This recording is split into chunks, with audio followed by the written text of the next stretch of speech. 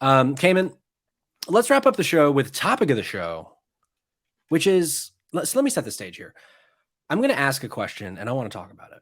But Yes. this question was actually asked to me by a friend of the show, member of our audience, Elliot. Hello, Elliot. Our sweet, sweet Elliot.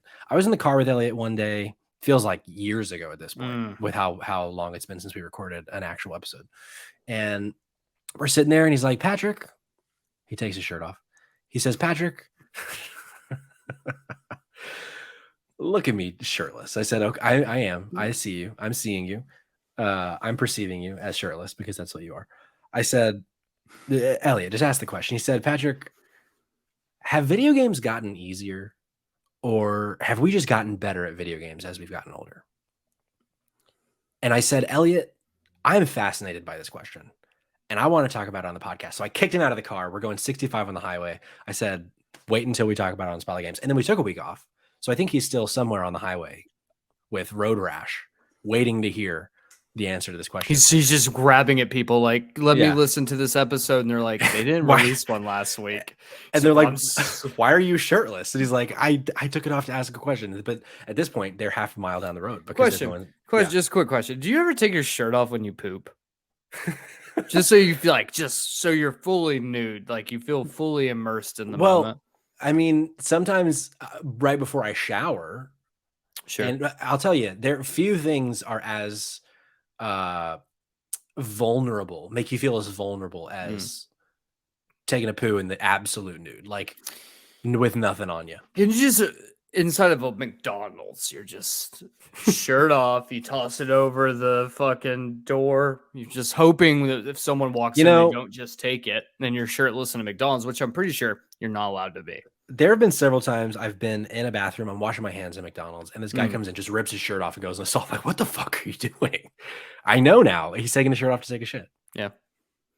How about that? Well, that's our podcast, guys. Well, no, I'm just kidding. So, but no, I want to ask, what do you think, Cayman? Do you think, we've both been playing video games for nearly 30 years now. Do you think that the medium has gotten easier, or do you think we've just gotten better as we've gotten older, or both? Yes, no, caveat. I'll start with a yes. Yes. Categorically, yes. Indeed, video games have gotten easier. Reason being, we'll take this back to the arcades. And we're going to take it back, maybe not even as far as the arcades, as we are going to take it back to home consoles, the original home consoles. So we start with the arcades. The arcades were designed specifically to take your quarters. Right. They were designed to make monies for the arcade. It was a business model. Yes.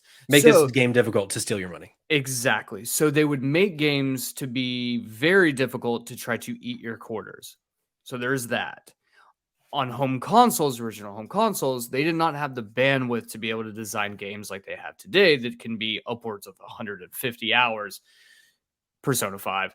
Where it's just that is just one narrative, and then you've got other games like World of Warcraft or Destiny or games as a service, which are designed, you can play them for forever, thousands of hours. Yeah. So back in the day, they didn't have the ability to do that. So what they would do is they would artificially inflate the difficulty of games so that you would have to play it repeatedly to get good enough to beat the game. And so that would inflate a game that would be, if you watch speedrunners play like some old like Super Nintendo games, speedrunners can beat those games in 15, 20 minutes, but you're a kid playing them at home, it's going to take you 15, 20, 30 hours to beat this game because it's just naturally difficult. But if you can beat it, you could beat it in like 90 minutes. Exactly. Yeah. So yes, the games have gotten easier. Here comes the no. Things like Dark Souls have been designed, which are another situation in which people who are very good at them can beat the game in 30 minutes. Right. But they're also breaking the games in certain ways. But for a normal person, doesn't matter the skill set, a normal person who starts speed running a game like this, a Souls-like game, normally will put in 30 to 40 hours before they're comfortable enough to be able to do routing and things like that and figuring out ways to get around certain objectives and whether that's built into the game or whether that's breaking the game. So there is the no part. There are genres of games that are specifically meant to be very difficult so that you do master. I wonder if games like Dark Souls, Demon Souls, Bloodborne, Elden Ring, if they are built to be difficult because the market wants that, because games have gotten easier, that there But just aren't yeah. as many hard games anymore, but there are people who So want that challenge. you do bring up a good point there, to which I would say that what is his name? It's not Sakurai. He made Smash Bros. Miyazaki. Miyazaki, yeah. Miyazaki specifically said that the reason that his games are both obtruse in the nature of the narrative as well as profoundly difficult is to impose a sense of dread into the game itself. So his design wasn't to emulate games of the past. It was to build into the fact that you're supposed to never feel safe. Which is a really cool design. Yeah, in like any mistakes you make could be life or death in his games. That was his goal. So I think so we've got the yes, they have gotten easy. Then we have the no, that we still have games that are very difficult. Here comes the caveat. The internet. Yeah.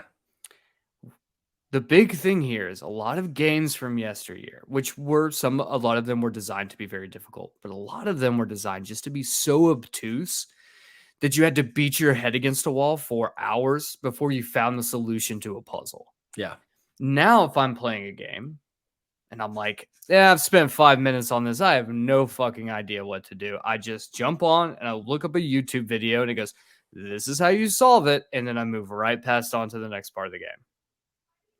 So there is the caveat there that like we just didn't have the internet back then. So if we did have the internet back then, would these games interesting? Would they be as difficult? That's a really good point, or a really good thinker. Like I think of games like Super Ghouls and Ghosts. I think of games like Zombies Ate My Neighbors that were just so like, as a kid, I would wonder, playing these games, am I just really bad at video games, or is this so fucking hard? And it might have been both, but I think you might be onto something there, that with the internet, it might have been a lot easier. Tony also brings up a good point. I think the answer depends on the game entirely. I do think there might not be a one size fits all answer here, but I do feel like, or rather, I wonder, have games gotten easier as we've gotten older, or are there just so many more of them that there are just so many games that are built to be easy just from law of large numbers? Like there are a bunch of games that are difficult. There are a bunch of games that are easy. Maybe we're just more prone to play the easy ones. I don't know. And another thing that I thought of when Elliot asked this question, once I stopped thinking about him shirtless, since he wasn't wearing a shirt when he asked the question, was back when we were kids playing the aforementioned Super Ghouls and Ghosts or Zombies Ate My Neighbors, there weren't difficulties. You wouldn't turn on a game, press start, and say, do you want to play this game on easy, medium, or hard? The game was just the game. Yeah, that's a good point.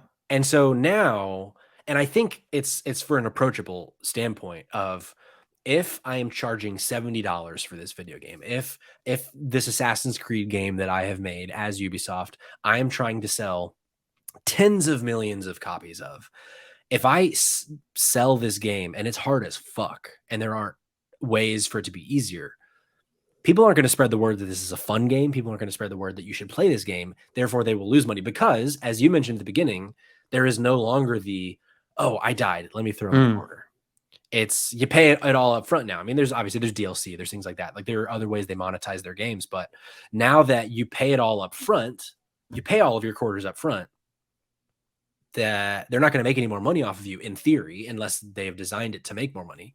So I think that's also part of it, probably, is that I wouldn't want to make something purposefully so difficult that it is inapproachable and inaccessible to an audience, because people aren't going to want to buy that game if it's so hard that it's not fun. Maybe, I don't know. That's another answer here. Yeah, no, I think you bring up a very valid point there too, that you can't there's a bad design philosophy if you make, especially in the market today where we still have GameStops Yeah. where you could like just take the game back, or shit, you can pretty much do that anywhere where you just bring it back and be like, that doesn't work. Yeah. So like Ellie, so yeah, like it is a bad design philosophy to make a game inaccessible. I just distinctly remember things like point and click adventures, God. Adventure Quest, things like that back in the day, where if you didn't know what you were doing, like You were guess what? fucked. You were 30 minutes into a game and you're not progressing any further. Yeah. And yeah, I'm out here playing yeah. Pajama Sam as a 9-year-old. And I'm like, I'm just trying to find the fucking sock or whatever. And I can't find it. And so I spend all day of my summer just clicking around trying to find this fucking sock. I don't remember if there was. I distinctly doing that with Grim Fandango. Yeah, I'll tell you what. The first time I played Grim Fandango, I was like 19 years old. And so this was like 2011, 2012. And I was like, this game is way too fucking hard. I can't figure out what to do. And I could have just Googled it, but I didn't. Also, tank controls. Also tank controls. Which they did release a remaster of Grim Fandango without the tank controls, Yeah. so it's a little bit more accessible. But there's still puzzles in that game that I'm like, YouTube it. That's it. As we used to say, we had a guy on the team back in the day, the job we worked, where he would have customers on the line who would ask questions, and he'd be like, if it's Googleable, Google it. And he wouldn't help them. He'd just tell them to Google it, which honestly, good on him. He's very successful now. So good. I'm glad to hear that. But yeah, I thought it was an interesting question. Yeah, no, I think it's a great question. Yeah, let us know what you think. Our sweet audience, write in. Send us some electronic mail at spotlightgames.net. And if we have any artists in the crowd, can you draw us some photos of shirtless Elliot? Yeah. I'd love to see him. I mean, we all know that he is chiseled. Like so like give that boy some 18-inch biceps, a fucking 12-pack, a natty light on his abdomen, and we're going natter day on that 12-pack on his Oh abs. yeah. But Elliot, thank you for asking it. I let me know if you got what you're looking for here.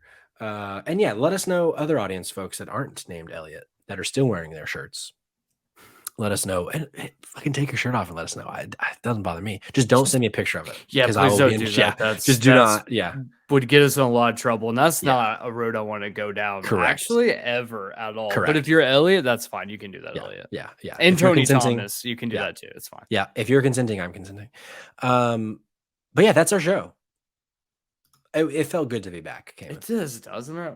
Actually, I forgot. Really quick calendar update. Let's do that real quick and then let's fuck off. Let's do that real quick. Let me get that away. Okay. So there's probably a lot more things here that I didn't include, but this is what I found in prep for today. Somerville, a new game coming on the 15th of this month to Xbox Game Pass and PC. It's coming from a new studio co-founded by the previous co-founder of Playdead. And you might know Playdead from games like Limbo and Inside, which we talked a lot about in the bracket episode of the Spooky Game. So this new game, Somerville, looks a lot like those games. It's like a side-scrolling adventure game, eerie looking. So if you fucked with those games, keep your eyes out for Somerville, which comes out in just a week. And then this month's PlayStation Plus games for November: Neo 2, Lego Harry Potter Collection, and Heavenly Bodies. 3 games I don't plan on playing. And this could have been a story, but we're going to be talking a lot about this in January when it comes out. HBO's The Last of Us got an official release date for episode 1. And we also found out that it's going to be a 9-episode series, Sunday nights at 9, starting on January 15th. So if you're as excited about that as I am, put it in your calendar. We might have some exciting content coming down all around that show. So keep your eyes peeled for that if you're interested. And then also this week, as of recording, it's November 8th. As of release, it'll be the 10th. So yesterday, future game of the year, Sonic Frontiers is out. And so is God of War Ragnarok, which next week we're going to be talking a lot about God of War Ragnarok. Yes, we are. I can't fucking wait. Oh my God. No spoilers, Patrick, because I have a feeling you'll start playing because I got a physical copy. I won't be getting it tomorrow, actually. I will probably be getting it Thursday. Why? Because okay, man. I You wasn't didn't. gonna say this. I was gonna just do an unboxing for the channel. I bought the collector's edition of God of War Ragnarok. Hot damn. So I didn't even think about this. It's not coming until like Thursday or Friday. Oh, well, So then I won't spoil it for you since I'll yeah, be getting my uh, physical copy on Wednesday. yeah. So I think yeah. So I should be getting it on Thursday, but yeah. So and then last thing, November 11th, Tactics Ogre Reborn. I don't know if that's like a remake of the old Tactics Ogre game or a new game in the franchise. I don't know, but that's coming out. Let's see. Hey, thanks, thanks, Tony. Cash Crow, we got a new. Oh yeah. So this is someone that we follow on Instagram. They're also a content creator. Hey man, thanks for being here. That we're wrapping up, so bad timing, but thanks for being here. So it was great to be back after skipping last week, but we will be back next week, Tuesday, 8 p.m. Eastern time. But this episode will also go live on your podcast feed and in YouTube Thursday, 8 a.m. And also YouTube does a thing now where you have handles. So you can actually just go to youtube.com/@ Spotlight GameSpot. So Spotlight GameSpot, you can find us YouTube, Instagram, TikTok, and then Twitter @Spot GamesPod. But yeah, be sure to send us some electronic mail to mail@spotlightgames.net as well for topics you want to talk about, questions you have, answers you have. Cayman, I had a blast. I hope you did too. I did too, man. It was so good to be back. It felt great to be back. So hey, until next week, just remember one thing and one thing only.